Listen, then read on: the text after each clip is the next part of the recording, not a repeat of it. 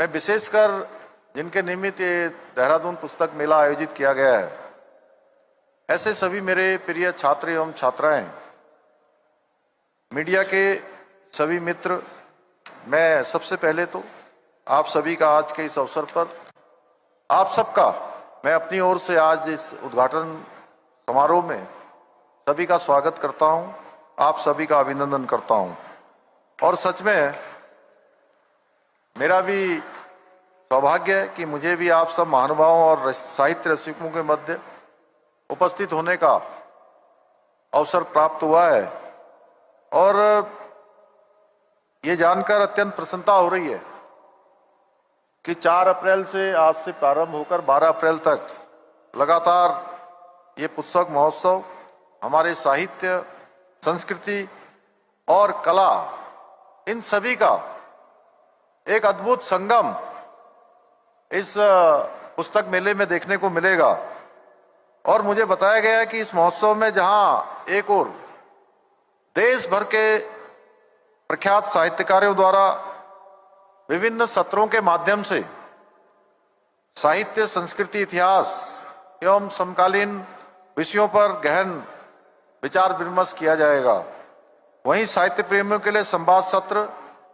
पुस्तक परिचर्चाएं तथा लेखक से मिलिए जैसे विविध कार्यक्रम भी आयोजित किए जाएंगे, जो ज्ञान और विचारों के आदान प्रदान को एक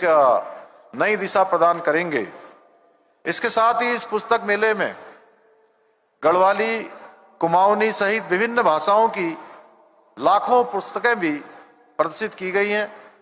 यहाँ हमारे बच्चों में पुस्तकों के प्रति रुचि विकसित करने के उद्देश्य से एक विशेष चिल्ड्रन पेविलियन की स्थापना भी की गई है, जहां प्रतिदिन स्टोरी टेलिंग, रचनात्मक कार्यशालाएं, क्विज प्रतियोगिताएं तथा इंटरेक्टिव लर्निंग जैसी रोचक गतिविधियों का आयोजन किया जाएगा। इसके अलावा इस महोत्सव में देश और प्रदेश के प्रसिद्ध लोक कलाकारों द्वारा निरंतर मनमोहक सांस्कृतिक प्रस्तुतियां एवं म्यूजिकल कॉन्सर्ट भी आयोजित किए जाएंगे। मुझे पूरा विश्वास है कि ये महोत्सव न केवल हमारे साहित्यकारों और साहित्य प्रेमियों के संवाद का एक उत्कृष्ट मंच बनेगा, बल्कि हमारी समृद्ध सांस्कृतिक विरासत, साहित्यिक परंपराओं को नई पीढ़ी तक पहुंचाने में भी बहुत महत्वपूर्ण भूमिका निभाएगा। मैं इस भव्य साहित्यिक एवं सांस्कृतिक महोत्सव के सफल आयोजन के लिए केंद्रीय शिक्षा मंत्रालय, राष्ट्रीय पुस्तक न्यास तथा सभी सहयोगी संस्थाओं को हृदय से शुभकामनाएं देता हूं, जो इस आयोजन के माध्यम से ज्ञान की इस महान परंपरा को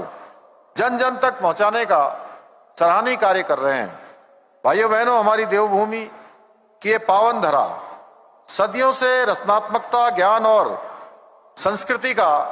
अद्भुत केंद्र रही है। इस पुण्य भूमि पर महर्षि वेद व्यास जी ने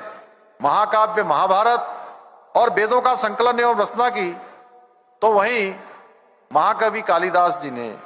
कंडो आश्रम में अभिकाम शकुंतलम जैसी अमर कृति की रचना भी इसी भूमि में की।